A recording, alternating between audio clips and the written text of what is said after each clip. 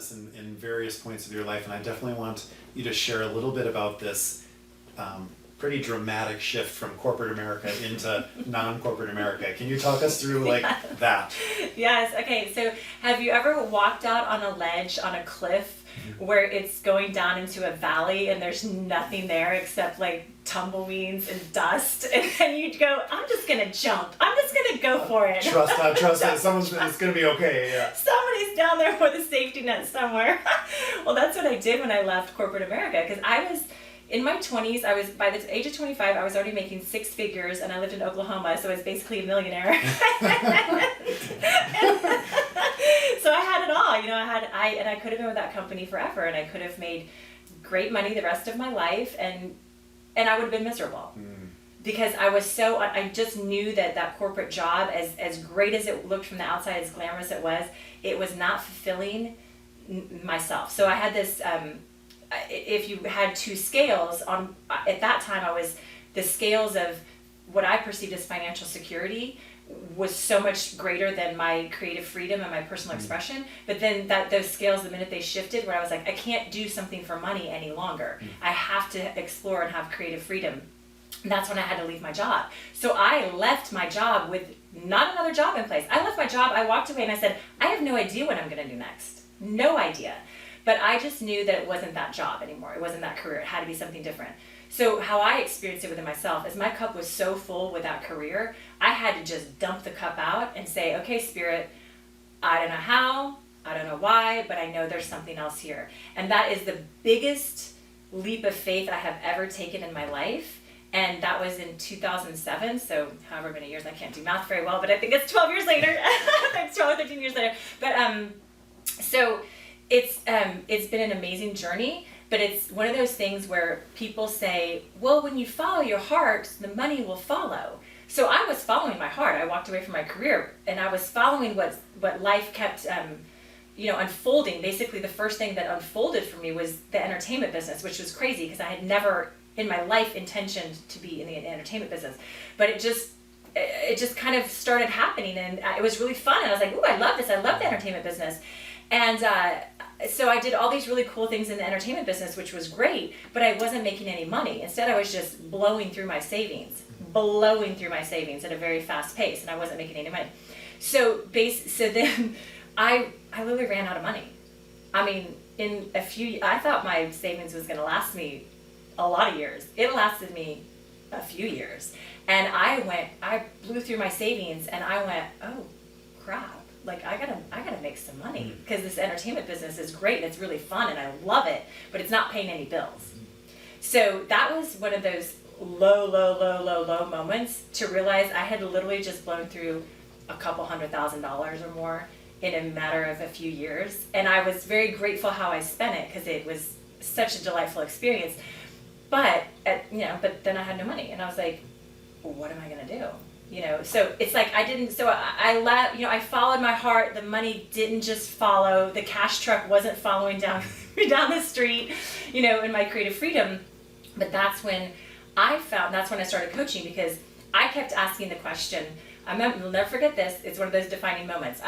For 32 nights, I would ask the question before I went to sleep: how can I use my gifts and talents to be of service and make a lucrative income doing it? And I asked that question for over a month straight every night, and there were no guidance, like no hints from Spirit came in. And I was like, well, this sucks. Like, Spirit's not helping me out here. But I promise you, on the 32nd day, an acting studio in Los Angeles called me, and they were like, oh, you host a TV show, right? And I said, yeah. And they go, well, do you teach classes on image and how to do headshots and how to have a business as a host and an actor? And of course, I'd never done anything like that in my life. And I went, yes, I totally do that. I have done that. Yes, I totally teach classes like that. Yes, what can I do for you? And so I started. Someone asks you if you're an expert in something, you say yes. Say yes. But it was like I will never forget that moment, because it was me. I could have chosen into the fear of no, I don't know how to do that, and instead I just had the courage, because I thought, well, what do I have to lose? So I teach a class or two, and I see if I can, and of course, obviously I can, and I said yes to life, and that's what started my coaching practice. My coaching practice is very different now. it's very, very different now, but that's what I started in, was basically the business of acting for actors. And so that, it's been an extraordinary journey. So I always say, like, follow your heart, and the money will follow is not true. Like, forget it, sorry. Like, Let's hear that. That's Let's hear like- we all want that to be true, but it's not necessarily Exactly. true. and I always say that it's more like a road of rainbows, and then tumbleweeds and lightning and thunder and hurricanes, and then you'll see a deer in the road, and it's so cute, and then it's like more tumbleweeds and like potholes and cars turned over on the road, and then there's a kitten that comes along and you're like, oh, that's cute. So it's not this linear journey ever. It's always full of challenges and obstacles and a lot of great stuff too. But I think that's the path of an entrepreneur. It's never linear, and I want it to be linear so bad, but it's not. So, you know, fast forward to today, I still live a very unlinear life. There's still always the next thing. I'm trying to figure out as I go, and I feel like I'm doing an okay job of it. You're doing a great job of it, but you know, I think I don't know where it happens. I don't know where it happens in life that we somehow learn, or we buy into the fact that life should be this linear thing. As kids, I have a 4-year-old. His life not linear. Yeah. Like, and it's all these ups and downs on a daily basis, on a weekly basis, and very rapid changes. And then at some point, I don't know when it is that I feel like, oh no, let's stop that. Let's smooth everything out, and let's never have that again. As an entrepreneur, I can really relate. I feel that same thing. Like, when is this going to be like easy? Right? Is what I hear Yeah. myself. Oh, when is this going to be easy? And it's not. It's just never like and it's just a new set of things. So what is your perspective now, knowing like the tumbleweed and the potholes and all those, but you're still in it. You've still chosen this, and Yeah. you're navigating it. What is the difference? How? Yeah, that's a great question.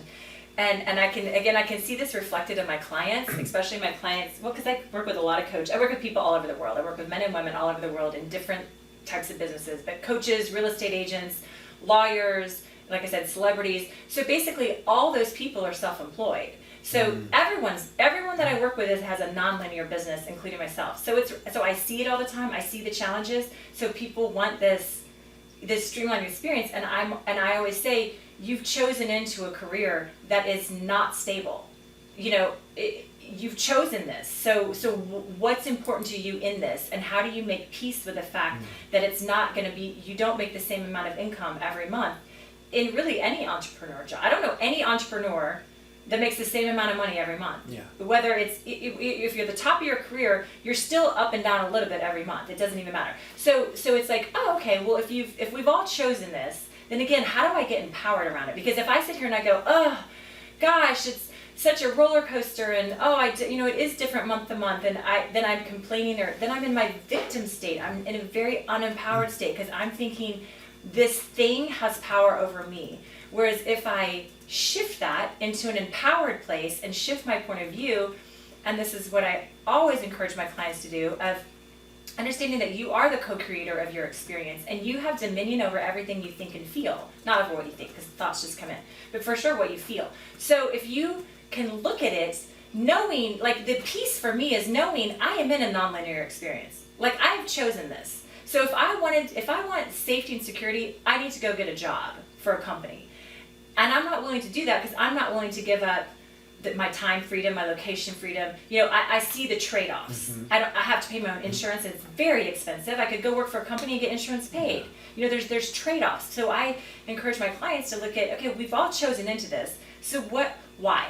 You know, because that's empowering to go, I am clearly choosing that I'm going to pay a whole bunch of money every month for my own insurance because I'm not willing to give up what I have to go work for somebody else to have a really good paycheck and get good insurance. And again, that's empowered because I'm choosing instead of, it's a choice, instead of thinking this thing's just happening and why are my numbers different every month? Well, because you're choosing it, and it's going to be nonlinear, and so make peace with it and do the best you can.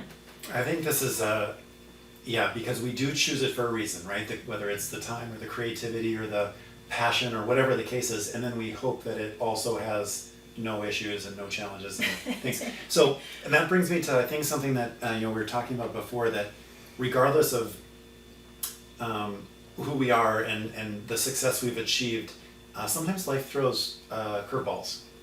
Life itself throws something really challenging into our path. and you had shared something that happened, for you, and I think that would be, if you don't mind sharing, just Yeah. empowering for people to hear that even someone who's had success everywhere she's gone, who's at the top of her game in coaching and in a lot of ways in life, that life itself can also be a challenge. Yeah, yes, I'm the first one to say life can throw you big curveballs, because how I am perceived and how I am is I have a high joy factor. Like, Yeah. I'm laughing all the time. I have a big smile. I'm 5'10". I'm blonde. I have a big presence, and I'm joyful, and I have a ton of confidence. And so the perception of me is this like larger than life persona, and this very happy, strong, confident person that like has success, and it's all good. Yeah. Which it is. There is that. Mm-hmm. And then recently, in the last few years, I thought I was losing my mind, and I didn't know why. And it turns out I had massive depression, and I didn't know it because I was so in denial about it.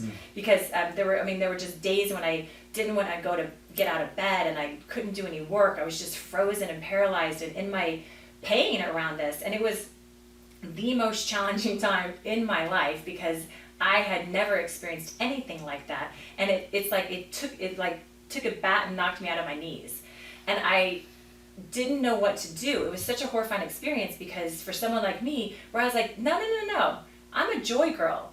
I'm a life coach, y'all. Depression, this doesn't get depression. Yeah. I was like, there's no way this life coach, spiritual leader, business coach, there's no way this is going to get depression. So it was very humbling to go, oh, there's this thing called the human experience that none of us can escape. Even as hard as we try, whether it's, health related issues, deaths, everyone's gonna die at some point. Like, so we're gonna know someone who dies at some point. Tragedy there, whatever it is, we have all these human experiences that is part of the human experience. But for me, I had really had what I would call an easy experience of life until then. And it was like this massive, it was like my foundation shook. If that's what it felt like, my whole foundation was cracking. The image of myself that I had created could no longer sustain this image of, this doesn't happen to me, and I'm on top of the world, because that is true. And I also got depression.